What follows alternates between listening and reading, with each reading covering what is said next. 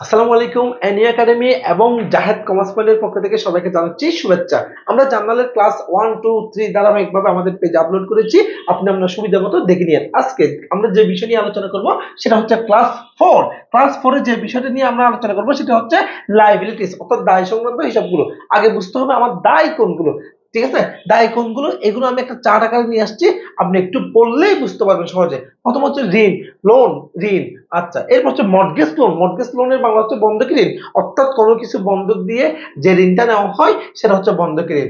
Unearned rent, unearned শব্দটা হচ্ছে অনুপার্জিত, অনুপার্জিতের বাংলা যদি আমি আরো সহজভাবে বলতে চাই সেটা হচ্ছে অগ্রিম, অগ্রিম আয়, অগ্রিম কি আয়। এরপর অ্যাকাউন্টস পেবল কি পাওনাদার, অ্যাকাউন্টস পেবলের আরেকটা নাম আছে সেটা হচ্ছে কি ক্রেডিটর্স। অ্যাক্রুড এক্সপেন্সের বাংলা হচ্ছে কি বকেয়া খরচ, অর্থাৎ খরচ বকেয়া আছে দায়।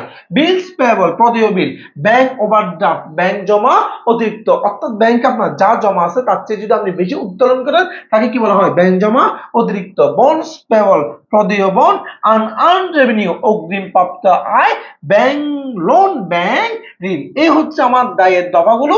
আমরা সরাসরি এখন জার্নালে যাব, জার্নালে গিয়ে বিস্তারিত আলোচনা করব।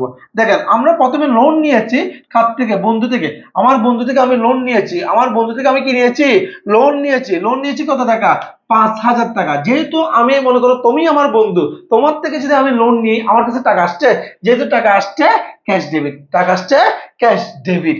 আর লোন যখন নিয়েছে আমার দায় বেড়েছে, দায় বাড়লে দায় কি হবে ক্রেডিট, দায় বাড়লে দায় কি হবে ক্রেডিট, দায় বাড়লে দায় ক্রেডিট। আচ্ছা, এরপরটা আসেন, এরপরটা পারচেজ গুডস, আমি গুডস ক্রয় করছি, আমি গুডস কি করছি ক্রয় করছি, গুডস কি করছি ক্রয় করছি। আচ্ছা, গুডস যেহেতু ক্রয় করছি, গুডস আমি পারচেজ করছি অন ক্রেডিট শব্দের অর্থ কি বাকিতে, বাকিতে যেহেতু কিনছি, পারচেজ করলে পারচেজ সবসময় কি হয় ডেবিট, বাকিতে সে আমার থেকে টাকা পাবে পাওনাদার, অ্যাকাউন্টস পেবল ক্রেডিট। আচ্ছা, এরপর আসেন cash paid to accounts payable, পাওনাদারকে টাকা দিয়েছি, যে আমার থেকে টাকা পাইতো আমি তাকে টাকা পরিশোধ করছি, আমার দায় পরিশোধ করলে দায় কি হয়ে যাবে ডেবিট, দায় কমে যাবে, দায় কমলে দায় ডেবিট, আর আমার নগদ টাকা গেছে গা ক্যাশ ক্রেডিট। এরপর আসেন ক্যাশ রিসিভ করছি ফিউচার সেল, আমি বলছি ভাই আমার টাকা দে, আমি তোকে ভবিষ্যতে সেবা দিব, ভবিষ্যতে বিক্রি করব, তুমি আমাকে টাকা দাও। যেহেতু আমাকে টাকা দিছো ক্যাশ ডেবিট, আমি তো এখনো বিক্রয় করি নাই, আমি তোমার কাছে দায়বদ্ধ। অগ্রিম আয়, অগ্রিম আয় জিনিস কি আনআর্নড রেভিনিউ, আনআর্নড কি রেভিনিউ। আসেন এরপরে জার্নালে যাচ্ছি, এরপরে যে জিনিসটা আছে,